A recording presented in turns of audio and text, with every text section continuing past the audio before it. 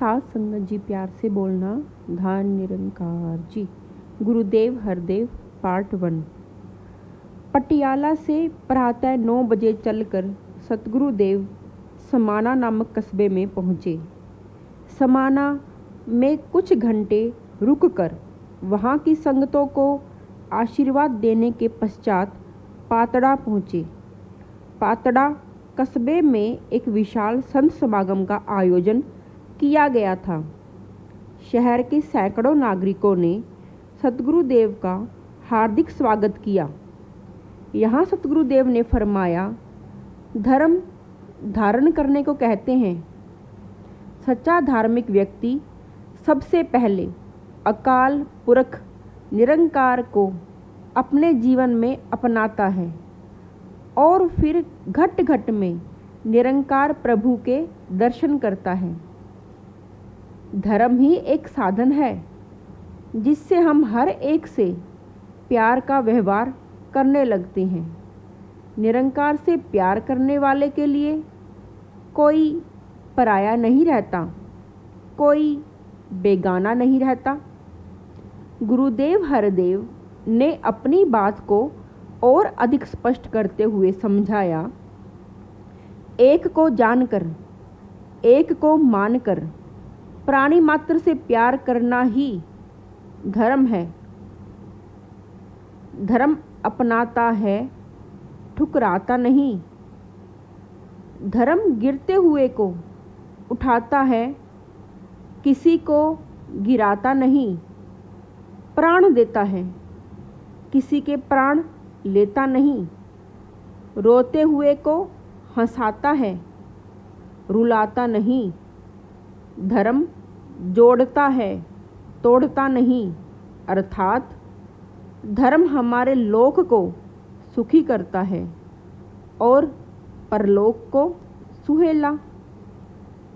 संसार को सुखी करने का एक ही तरीका है कि हम धर्म का सही अर्थ समझें और फिर उसे जीवन में अपनाएं।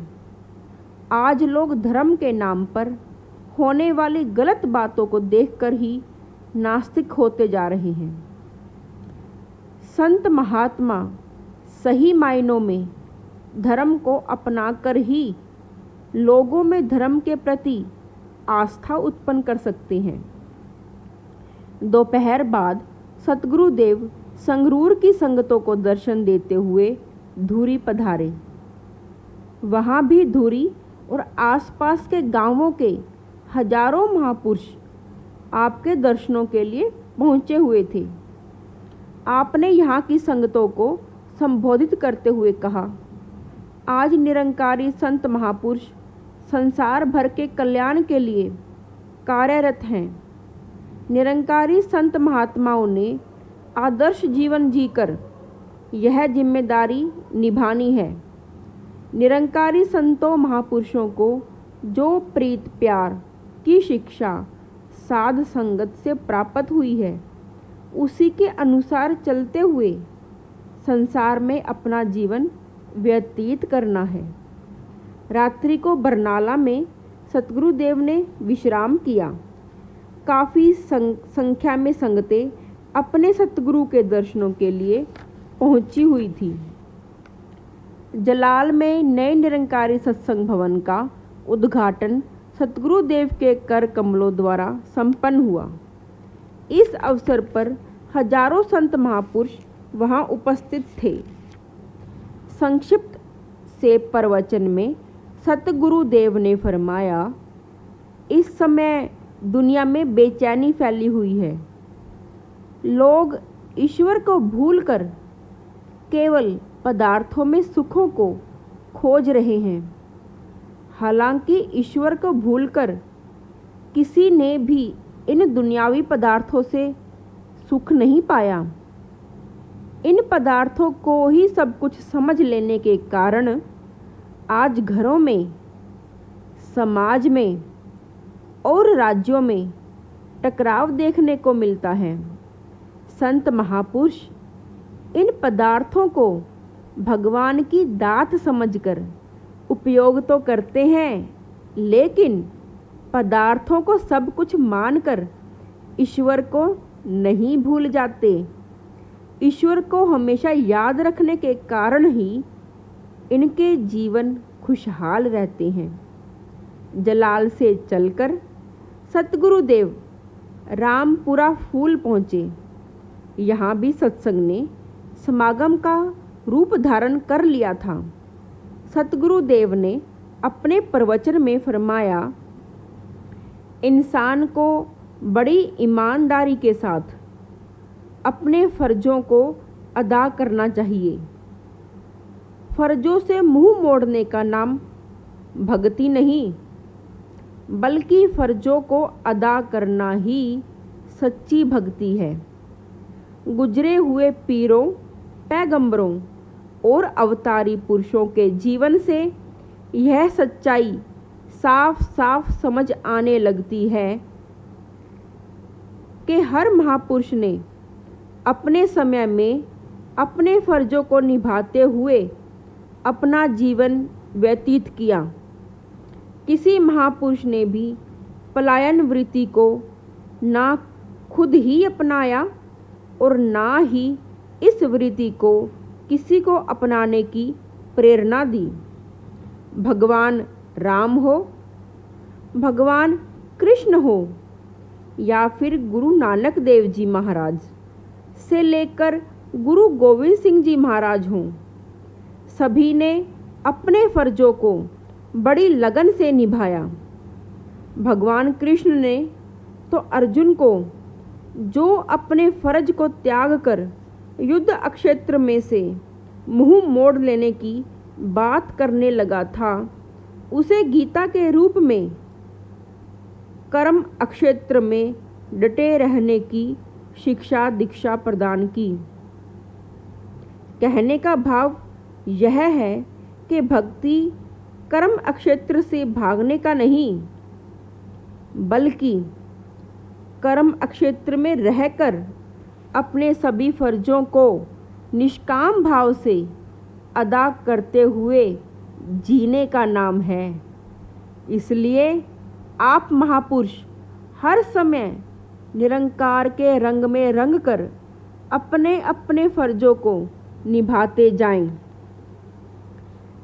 सत्संग समाप्ति के तुरंत बाद छांगा मांगा परिवार के अनेकों सदस्य अलग से सतगुरु के चरण स्पर्श करने के लिए एकदम आगे बढ़ गए। गुरुदेव उन्हें आते देखकर जहाँ थे वहीं रुक गए।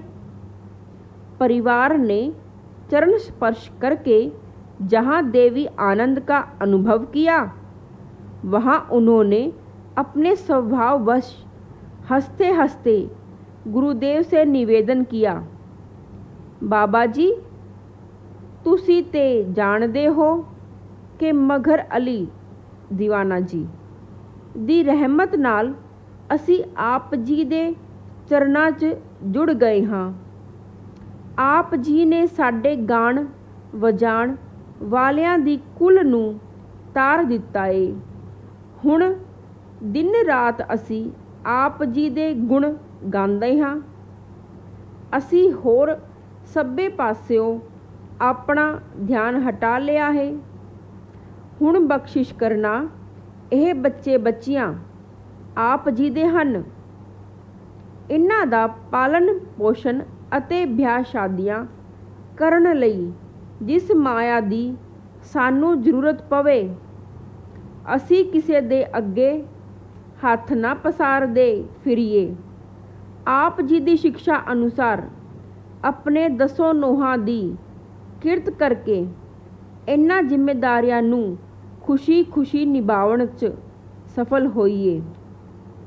उनमें से कुछ बहन भाई माता जी की ओर मुख करते हुए और चरण स्पर्श करते हुए निवेदन करने लगे, साड़ियाँ झोलियाँ तुसी भरनियाँ ने अते बाबा जी कोल साड़ी सिफारिश करनी है। सानू तन मन धन दी दौलत नाल ऐना माला माल कर देना कि असी हुण किसी दे सामने हथ ना पसारदे फिरीए।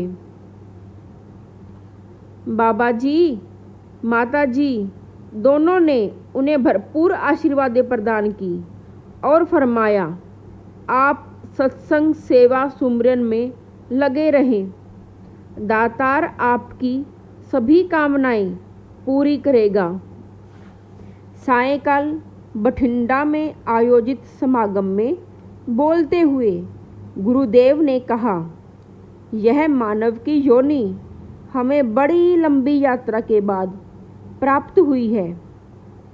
इसे व्यर्थ में खो देना महापाप है।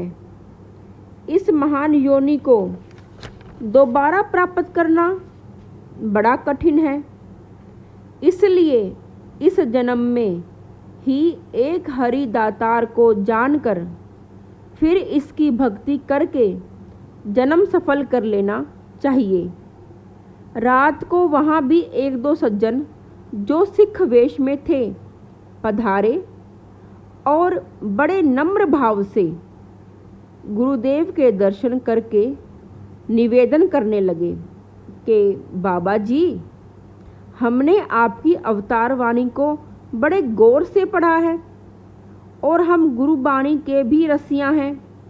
हम दोनों ही पंजाबी के लेक्चरार हैं। पढ़ने के पश्चात हम इस नतीजे पर पहुँचे हैं कि अवतार वाणी को रचने की क्या ज़रूरत थी, जबकि वही कुछ कहना था जो गुरुबाणी में अंकित है। गुरुदेव के चेहरे पर एक दैवी आभा देखने को मिली। अपनी उस आभा को बिखेरते हुए आपने बड़े ही सरल और सीधे सादे शब्दों में कहा कि 3 काल कायम रहने वाली सच्चाई का वर्णन वेदों में किया गया हो या फिर गीता रामायण में किया गया हो अथवा गुरु ग्रंथ साहिब की वाणी के द्वारा प्रकट किया गया हो, उन सब में कोई भी अंतर नहीं। बात सिर्फ भाषा की है। जब भाषा प्राकृत या संस्कृत प्रधान थी तो उसी भाषा में वेदों की रचना की गई। इसी प्रकार जब लोग संस्कृत को भली भांति पढ़ते पढ़ाते थे तो गीता उसी भाषा में हमारे सामने आई। उत्तर प्रदेश के वासी अधिकतर राम की गाथा को दिन रात गाने को अपना कर्तव्य मानते हैं और पूजा अर्चना का अंग मानते हैं। तो संत तुलसीदास जी ने उनकी अवधी भाषा में रामचरितमानस की रचना की। श्री गुरु ग्रंथ साहिब में जहाँ गुरुओं की अपनी वाणी दर्ज है, वहाँ अनेकों भक्तों की वाणी भी वहाँ पढ़ने को मिलती है। उसे पढ़ने से पता चलता है कि गुरु ग्रंथ साहिब में वेदों, शास्त्रों, उपनिषदों अथवा गीता से परे हटकर सच के बारे में कोई अलग व्याख्या नहीं की गई। केवल उस समय की भाषा को अपनाकर उसी सच्चाई को लोगों तक पहुंचाया गया। हम सभी जानते हैं कि 100 स्याणे इक्को मत। ठीक इसी तरह अवतार वाणी भी आज की बोली में लिखी गई है ताकि पाठक आसानी से उसे पढ़ और समझ सके। आप पढ़े लिखे सज्जन हैं, आप तो जानते ही हैं कि 2 और 2 4 होते हैं। इस सच्चाई को कल भी बयान किया गया था और आगे भी बयान किया जा रहा है। हम यह कभी आपत्ति नहीं उठाते कि जब पहले 2 और 2 4 लिखा जा चुका है, फिर उसे नए सिरे से क्यों लिखा जा रहा है। गुरुदेव ने थोड़ी देर रुककर कहा, अवतार वाणी की रचना करने वाले बाबा अवतार सिंह जी को बाकी रब्बी महापुरुषों की तरह जो सच का बोध हुआ तो उन्होंने भी आज की सरल सुबोध भाषा में अवतार वाणी के रूप में अपने अनुभव दर्ज किए, क्योंकि पहले महापुरुषों को सच के बारे में जो अनुभव हुए बाबा अवतार सिंह जी को भी वैसे ही अनुभव प्राप्त हुए थे। इसीलिए अवतार वाणी में वही कुछ लिखा हुआ पढ़ने को मिलता है जो पहले की रब्बी वाणियों में पढ़ने को मिलता है। वे दोनों लेक्चरर इस उत्तर से बहुत प्रसन्न हुए और बड़े ही नम्र भाव में निवेदन करने लगे कि बाबा जी, अवतार वाणी में तो हमें कहीं भी ऐसा कुछ पढ़ने को नहीं मिलता जिससे किसी धर्म विशेष के खंडन की बू आती हो। वे दोनों महानुभाव बड़े ही कृतज्ञ भाव से गुरुदेव का धन्यवाद करते हुए वहाँ से प्रस्थान कर गए। साथ संगत जी, ध्यान निरंकार।